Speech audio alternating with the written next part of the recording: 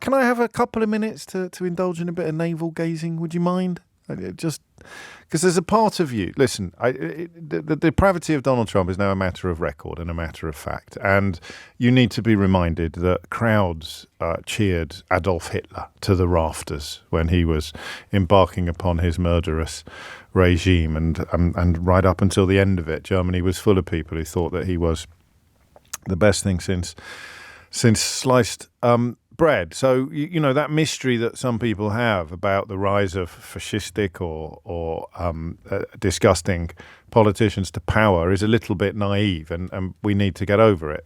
The big mystery of Donald Trump is why people like him, but there is no mystery about the fact that people do, whether it's because he gives them permission to to be kind, whether it's because he offers them false hope, to be less kind because he gives them permission to be as disgusting as he is. There's a myriad different reasons, and we will no doubt be examining them again with little or no success in the coming months. So you have that impulse, if you are clear-eyed about the threat that Donald Trump poses to civilization, never mind America. Ukrainian people will be quaking in their boots at the prospect of Donald Trump becoming president again. The sex crimes that he has been found to have committed, let alone the ones that he's admitted to on secret recordings, the depravity on every level, the attack upon American civilization and democracy itself, the lies about everything from the numbers of people that turned up at his inauguration right through to the number of people who voted at the last general election. The man is objectively and categorically disgusting. But you have to acknowledge some people love that. Disgusting people love disgusting people. And if you were to find the average disgusting person in this country or in America, remember that half the population would be even more disgusting than them. So you get the least disgusting person here, and you get the most disgusting person there, and then smack in the middle is the average disgusting person in any population, and half of the population is even more disgusting than he is, or she. 7 minutes after 11 is the time. Seems important to mention that. So you come to the story about Joe Biden reluctantly. And then there's a little bit of you that wonders whether you should. Because if you're battling against liars and cheats and denigrators of observable reality and purveyors of fake news and inventors of alternative facts, there are times when you wonder whether you have to fight fire with fire. You know that line that Hillary Clinton deployed about when they go low, we go high, backfired pretty horribly. She would have used the word deplorable rather than disgusting, but they both mean the same thing. You are being very naive and very foolish and at best very optimistic when you think that pointing out how deplorable people are being will stop them being deplorable. They actually love it. You see it in this country.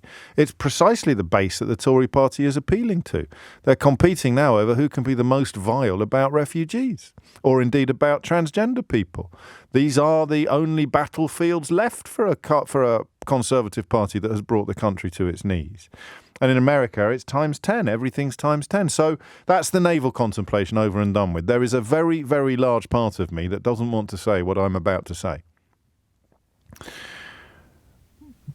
But Joe Biden is a big problem now. I mean, it's been bubbling away for a while, hasn't it?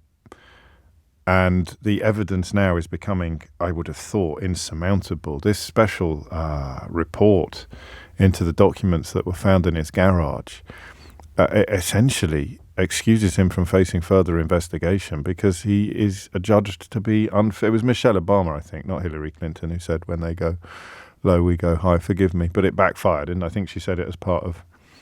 it doesn't matter. It didn't work, did it? They went lower. When they go low, we go high. And Donald Trump said, well, we'll go lower. There is no low.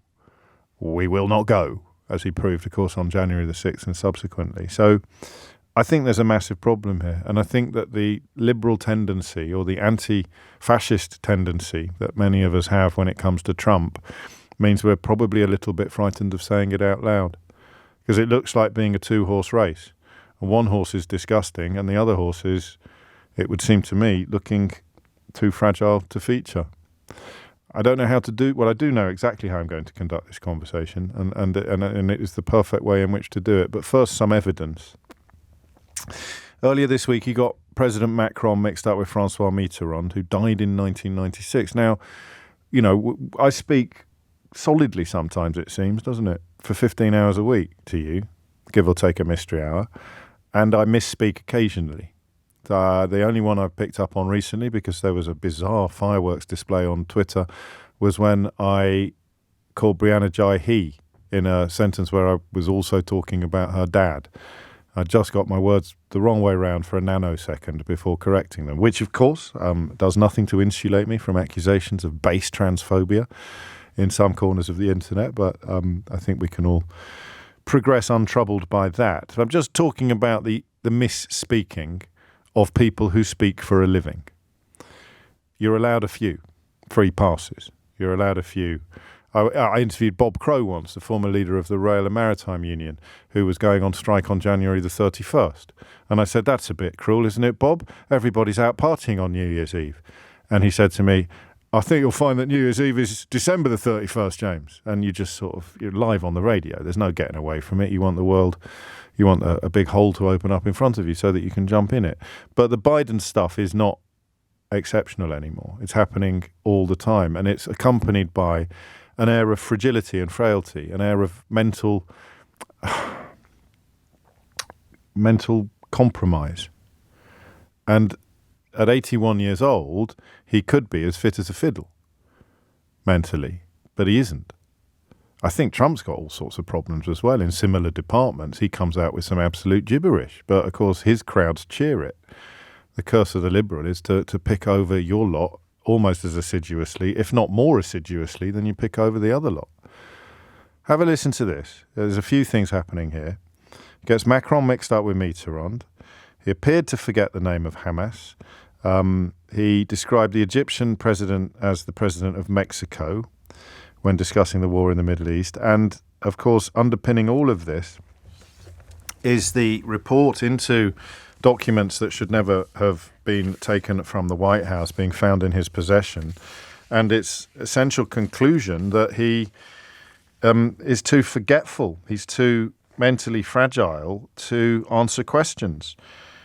Cognitive frailty, I think, is perhaps the best way to describe it, and I think it's a huge problem. What I'm going to ask you in a minute is to reflect upon your own life, actually, rather than American politics, and to help those of us who don't know anything about these issues to pinpoint precisely what the difference is between old age and cognitive frailty, where it becomes close to or indeed becomes a medical issue.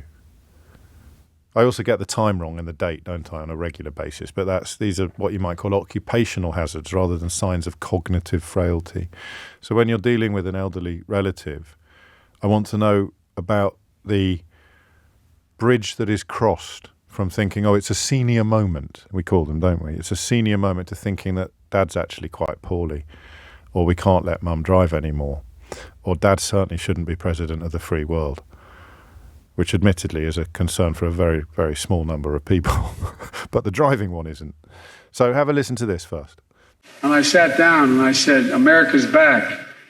And Mitterrand from France looked at me and said, you know, why, how long are you back for? And I looked at him, and the Chancellor of Germany said, what would you say, Mr. President, if you picked up the paper tomorrow in the London Times, and the London Times said, 1,000 people break through the House of Commons, break down the doors, 2 bobbies are killed in order to stop the election of the Prime Minister. What would you say? I never thought about it from that perspective. What would we say if that happened in another democracy around the world? There is some movement, and I don't want to, well, maybe choose my words. There's some movement. There's been a response from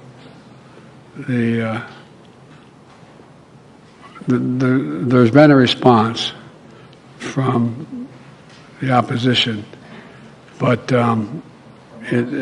yes, I'm sorry, from Hamas.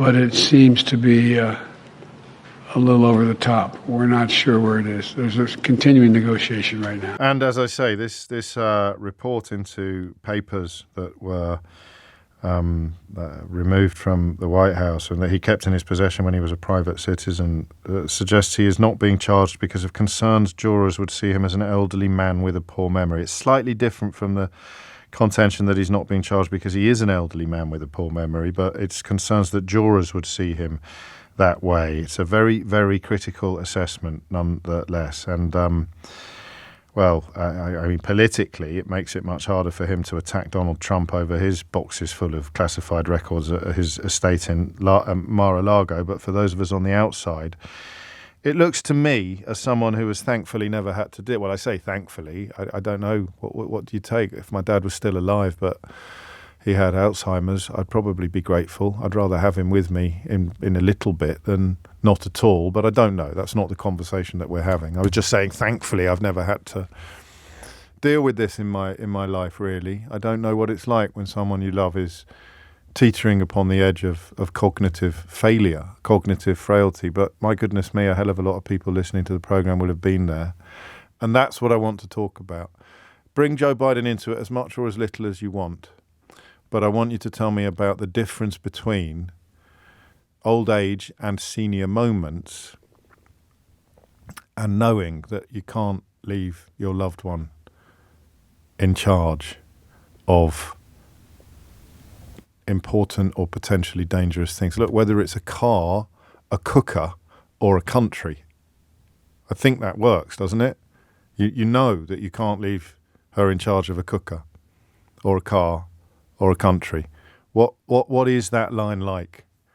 Also, what's it like for you when you reach it? And we will, based on what we know, which isn't everything, but is a lot, ask the question of whether or not it looks to you as if Joe Biden is approaching that line or even perish the thought crossing it.